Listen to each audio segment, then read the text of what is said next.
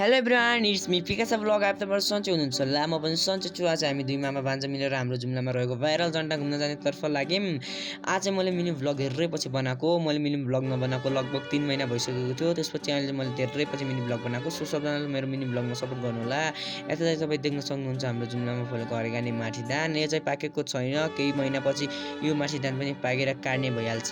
उता चाहिँ माथिबाट जाने बाटो थियो, तर हामीले त्यहाँबाट नगएर यहाँबाट आइदिएको, किनभने हामीलाई चाहिँ माथि धानको भिडियो खिच्नु थियो। अहिले चाहिँ हामी ठिङ्के भन्ने ठाउँमा पनि पुगिसकेको छौँ। यहाँ चाहिँ देख्न सक्नुहुन्छ कोही बाइक लिएर आएको थियो, त कोही हिँडेर जाँदै थियो। हामी पनि दुई मामा भान्जा मिलेर हिँडेर भिडियो बनाउँदै गयौँ। यो रुख चाहिँ मैले किन देखाएको भनेपछि यो रुख चाहिँ हिउँदमा पनि हरियाली हुन्छ, झन् बर्खामा त हरियाली नहुने कुरै छैन। अनि हाम्रो शङ्कर भान्जाले यहाँ के जोस आएको के म मामा दौडेर माथि झन्डासम्म पुगिदिन्छु भनेको थिएँ, तर हल्का दौडे माथि गएर हेरेको त स्याँ गरेर गलिरहेको छ। अनि त्यसपछि हामी दुई मामा भान्जा आफ्नो गन्तव्यतर्फ गयौँ। यहाँदेखि जुम्लाको भ्यूको त दामी आएको थियो, झन् माथिदेखि हेर्दा कस्तो होला सोचिरहेको थिएँ मैले पनि। त्यसपछि म एक्साइटेड भएर माथि गएँ।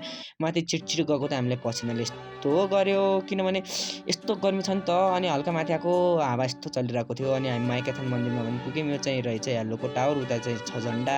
चाहिँ हामी माइकाथान मन्दिरबाट केही भिडियोहरू खिच्दिएको हेर्न सक्नुहुन्छ। जुम्लाको भ्यू खतराको, आजभोलि हरियाली भएर पनि होला दामी नै थियो। उता चाहिँ थियो कोटचर गाउँपालिकाका केही गाउँहरू। त्यसपछि हामी चाहिँ आफ्नो गन्तव्यतर्फ लाग्यौँ। मैले चाहिँ हामी झन्डा पुग्न केही थोरै मात्र बाँकी थियो। यो चाहिँ हो हाम्रो माइकाथान मन्दिर। अनि शङ्कर भान्जाले पनि भिडियो बनाउँदै थिएँ, म पनि भिडियो बनाउँदैछु।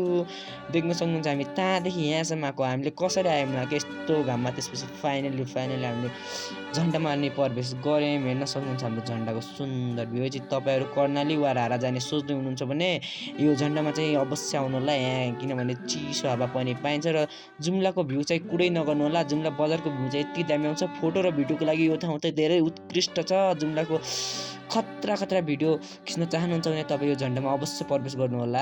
अनि हामीले चाहिँ झन्डामा धेरै बेर घुम्यौँ, फोटो खिच्यौँ, भिडियो बनायौँ। तपाईँहरू मेरो भिडियोबाट पनि देख्न सक्नुहुन्छ जुम्लाको खतरा भ्यू। अनि फाइनल हामीले झन्डालाई बाई गरेर जुम्ला बजारलाई पनि बाई गरेर हामी चाहिँ लाग्यौँ हल्का माथि चौरतर्फ। एउटा चौर छ, त्यहाँ चाहिँ फोहोर छ कि सभा छ भनेर हामी हेर्नको लागि गएको। अनि शङ्कर भान्जा चाहिँ एक्साइटेड भएर अगाडि गइरहेको थिएँ। त्यसपछि हामी फाइनली त्यो चौरमा पनि पुग्यौँ। यो चौर चाहिँ लास्टै नै फोहोर गरेको रहेछ। तपाईँहरूलाई म बिन्ती गर्न चाहन्छु, तपाईँहरू यहाँ आएर केही खाएर पनि जथाभावी नफालिदिनु होला। यो फोहोरले चाहिँ सबैलाई असर गर्छ र यहाँको सुन्दरता पनि हराउँछ। हेर्नुहोस् न यस्तो सुन्दर ठाउँ छ। यो ठाउँमा तपाईँले जथाभावी फोहोर फालेपछि कस्तो फोहोर मानिन्छ। यो चौर पनि कस्तो सफा छ, लास्टै फोहोर मानिन्छ। आजको लागि यति नै। Thanks for watching my video. Bye by.